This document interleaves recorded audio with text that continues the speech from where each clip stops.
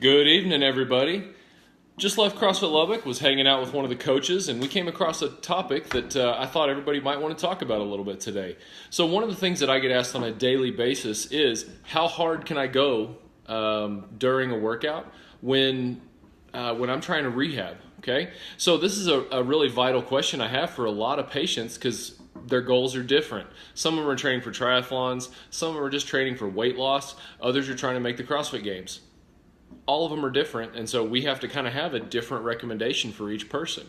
The one recommendation I do like to stick to very, very strictly is if it causes pain, you're doing damage. All right, so you're doing damage, or you are increasing inflammation that's going to slow down that healing process. Okay, so you may be able to go harder, you may be able to push your mind past that breaking point, but that doesn't mean that it's the best thing for you. Okay, so that's number one. If it creates pain, it's a no.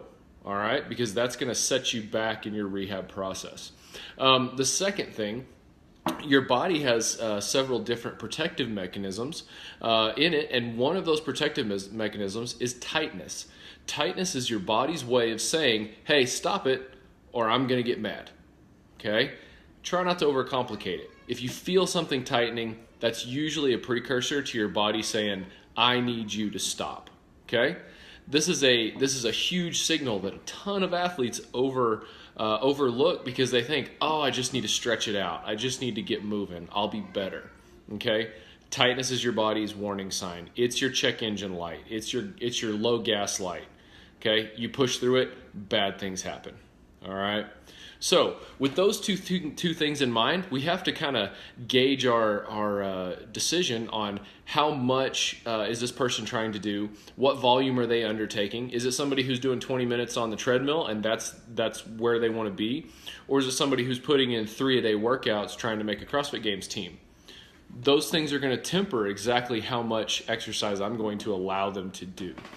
Number one, the biggest thing I need somebody to understand is good, solid, functional movement. So a good squat, a good morning, good, solid Olympic lifting technique, body weight movements. Those are all, if done correctly, are going to give you a bigger bang for your buck than trying to push through pain, trying to push through and increase your exercise intensity, trying to get that burn that you're looking for. All right, so please keep in mind that I would rather see you do 50 reps of good, solid, functional movement at a low weight, even at a lower intensity, so that you're able to continue to exercise the rest of the week. Because what happens? Everybody knows it. What happens when you're trying to fight through an injury and you decide to really ramp it up one day? You're like, I'll be fine, I can push through. What happens those next couple days? What happens to your training? It usually falls off pretty bad because you're not able to get to the gym and do what you need to do, or you're dealing with so much soreness and so much pain that you have to make a doctor's visit to even get into the gym. This is a negative thing. This is where you're setting yourself back and you're likely increasing the duration of your care, you're increasing cost on yourself, and you're decreasing your training time. Okay? There's that old saying that practice doesn't make perfect. Perfect practice makes perfect.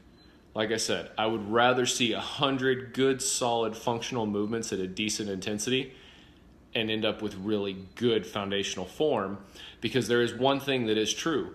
Good technique will produce better and more efficient power than bad technique will. Okay? So if you bring it all the way back to that, when Austin Malleolo barely made the CrossFit Games a couple years ago, they asked him after, it said, what are you going to do to get better? What are you going to do to improve yourself? And he said, I'm going to go back and fix my air squat. How many of us have the guts to go back and say, you know what? I know that I really want to be able to hit that 250-pound snatch. But no, I'm going to sit down and I'm going to fix my air squat, knowing that if I do that, I'm going to end up stronger, I'm going to end up less injury prone, and I'm going to end up with better endurance. All of these things are what we're looking for in every sport. It's not just CrossFit. It's triathletes, it's biking, it's running, it's swimming, it's baseball, it's football. Any sport out there, if you get better at your core foundational movement, guess what happens? you become a better athlete. Your endurance goes up, your power goes up, and you're less injury prone. Okay? This is something I have to hammer into my athletes every single day. So while intensity is not a bad thing, if that intensity is increasing your tightness or it's increasing your pain, all you're doing is setting yourself back. Okay? So, if you guys have any questions in the future, please don't hesitate to reach out. I'm always looking for new topics to talk about. I try to pull things from the clinic that I talk with my patients about, or the coaches about, or different athletes about. Big shout out to Taleo Fitness with our Strong shirt. Gotta love their stuff. It's always so comfortable, and love the blue. It's always my favorite color. So, if you guys have any questions, don't hesitate to reach out, and we'll talk to you guys later. Bye.